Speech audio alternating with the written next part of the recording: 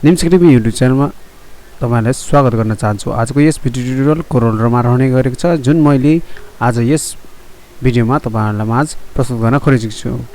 तपाईहरु nimsacademy YouTube च्यानलमा नयाँ हुनुहुन्छ भने nimsacademy YouTube च्यानललाई सब्स्क्राइब गर्नुहोला र यो च्यानललाई सपोर्ट गर्दै गर्नुहोला। ल लागौं अब भिडियोतर्फ। फाइल न्यू गर्नुहोला। फाइल न्यू गरिसकेपछि तपाईहरुले त्यसको नाम दिनु होला। मैले दिदैछु, यसको नाम म राख्दिदैछु Ecomerce लोगो डिजाइन भनेर राख्दिछु। यसरी हाम्रो इमेज साइज आइसकेको छ। त्यसपछि इमेज साइज आइसकेपछि म यहाँबाट रेक्टेंगल टुल सिलेक्ट गर्छु। रेक्टेंगल टुल सिलेक्ट गर्नु होला। यसरी साथीहरु यसरी सिलेक्ट गरिसकेपछि म यहाँबाट यो टुल लिन्छु। यो टुल लिइसकेपछि यहाँबाट म राइट क्लिक गर्छु। राइट क्लिक गरेर कन्भर्ट टु कर्व हरेक पोइन्टमा गएर म गर्दिछु। यसरी कन्भर्ट टु कर्व गर्नु होला। Right click convert to curve to curve यसरी गरिसकेपछि हल्का बङ्ग्याउनु होला। चारैतिर हल्का म यो माथि उठाउँछु। म अलिकति यसलाई तान्छु। यसरी यतापट्टि ताने अनि त्यसपछि तानेर यसरी हरेक पोइन्टलाई एडजस्ट गरे। यसरी गर्नु होला। यसरी गरिसकेपछि यसरी गर्नु होला। म यसो अलिकति तान्छु एडजस्ट गरेर, हल्का माथि तान्छु यिनीहरुलाई। यसरी गरिसकेपछि अब फेरि म यहाँबाट फेरि रेक्टेंगल टुल लिन्छु। रेक्टेंगल टुल है यसरी तपाईले इन्क्रिज पनि गर्न सक्नुहुन्छ। यहाँबाट म यति नै अहिले राख्दिन्छु यिनीहरुलाई। यतिकै छैन, पहिले म रेक्टेंगल टुल सिलेक्ट गर्छु। रेक्टेंगल टुल यहाँबाट सल्लकर त्यही बराबर म यहाँबाट ड्रा गर्छु। तपाईले त्यसरी गर्नु होला। यसरी ड्रा गरिसकेपछि फेरि यसलाई एडजस्ट गर्छु र यहाँ एडजस्ट गरिसकेपछि म यसको कन्ट्रोल प्लस पेज डाउन है कन्ट्रोल प्लस पेज डाउन गर्न सक्नुहुन्छ। नत्र राइट क्लिक गरेर तपाई गो टु ब्याक भन्ने अप्सन पनि आउँछ, त्यसरी पनि गर्न सक्नुहुन्छ। सजिलो लागि कन्ट्रोल प्लस पेज डाउन नै तपाईहरुले क्लिक गर्नु होला। किबोर्डबाट प्रेस गरेर तपाईले सजिलो हुन्छ।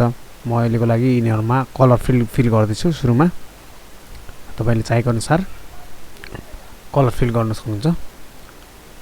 अहिले म यसलाई तपाईलाई कलर फिल गर्दिन्छु। राइट क्लिक यहाँ अलिकति यो भएछ, सिलेक्सन गर्नुपर्छ। सुरुमा सिलेक्सन गरेर राइट क्लिक र फिल कलर यसरी आउँछ। फेरि यो अगाडि लाग्छु, राइट क्लिक गर्छु र फिल कलर है यसरी आउँछ। अनि त्यसपछि यसको आउटलाइनहरुलाई रिमुभ गर्दिन्छु। यसरी आउटलाइन चाहिँ रिमुभ गर्दिनु होला। म पेन टुल लिन्छु। अब यसरी यसलाई देखिएको छ, अलिकति बढाइदिन्छु यसलाई। यसरी सेप टुल लिएर म यसरी बढाइदिन्छु। फाइनली यो दुईटा ब्याकको दुईपट्टिको हाम्रो पाटो आइसकेको छ। त्यसपछि अब म अलि यसमा सुरुमा म पेन टुल लिनु भन्दा अगाडि यसरी ड्रप स्याडो एप्लाई गर्दिन्छु। एडजस्ट यसरी नै गर्नु होला।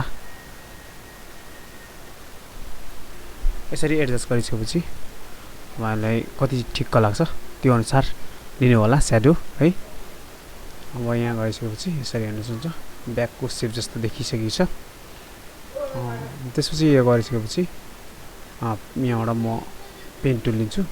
यसरी यहाँबाट रेक्टेंगल शेपको यसरी ड्रा गर्छु। यसरी ड्रा गरिसकेपछि यहाँनिर म यिनीहरुमा कलर फिल गरिदिन्छु है। यहाँबाट कलर फिल गर्नु होला। Fill colour okay. Outline remove गरौँ। सेम कलर भएछ, अलिकति डार्क फिल गरौँ। आएछ हाम्रो। यहाँ पनि हामी अलिकति यहाँ चाहिँ ड्रप स्याडो एप्लाई गर्दियौँ है।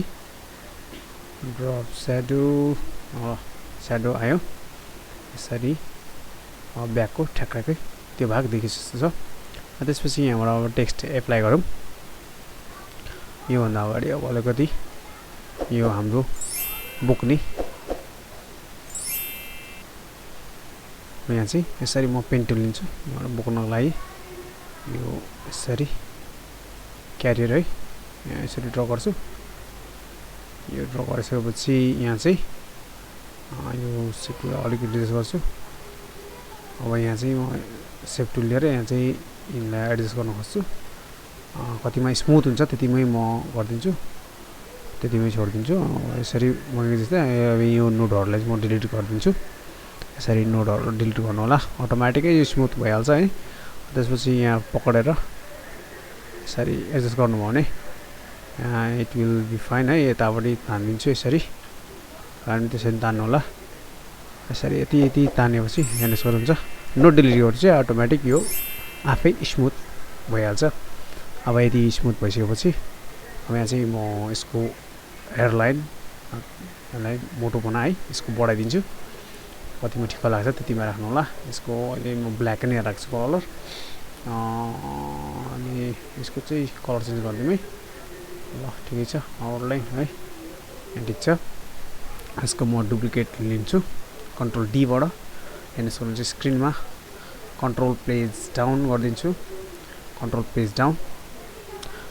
पेज डाउन गरेपछि यो पछाडिको छ अलिकति सानो पारेर यसलाई पछाडि राखिदिनु होला यसरी राखिसकेपछि हेर्न सक्नुहुन्छ दुईटा डन्डी हल्का इन्क्रिज गरिदिन्छु यसरी इन्क्रिज गरिसकेपछि हेर्न सक्नुहुन्छ ठ्याक्कै अब हाम्रो दुईटा डन्डी देखियो अब यहाँ चाहिँ म अब अर्को यहाँ चाहिँ इलिप्स टुलबाट यहाँ चाहिँ अलिकति यसको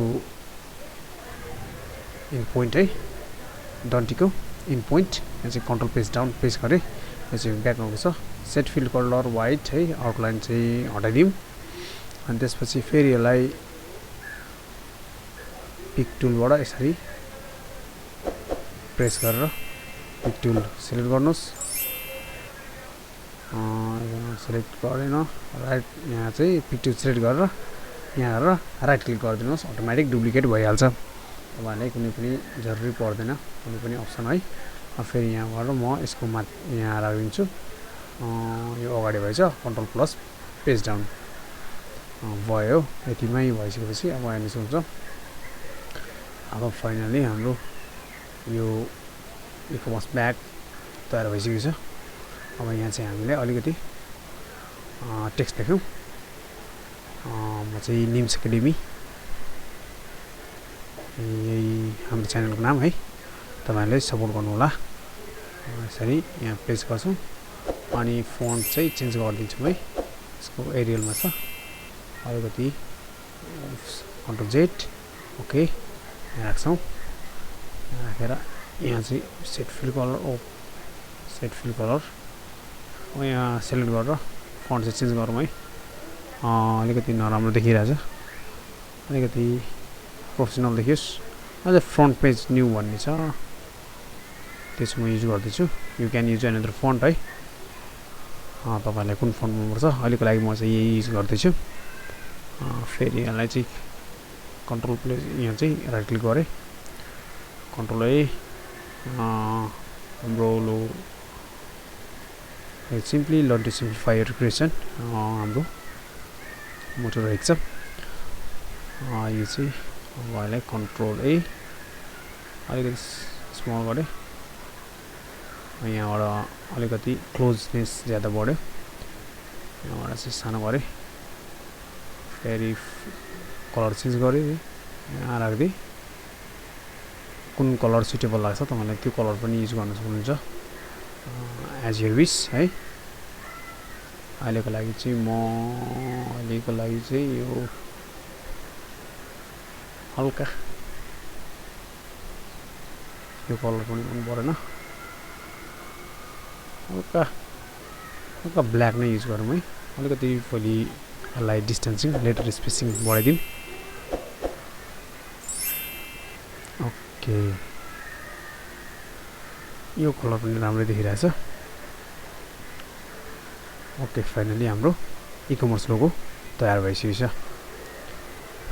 अब यो भिडियो तपाईलाई कस्तो लाग्यो कृपया आफ्नो प्रतिक्रिया जनाउनु होला सबैलाई सिलेक्ट गर्छु अलिकति सानो बनाउँछु भिडियो बनाउँछु है आफ्नो प्रतिक्रिया जनाउनु चाहिँ नभुल्नु होला निम्स एकाडेमी हेर्नु भएकोमा धेरै धेरै धन्यवाद।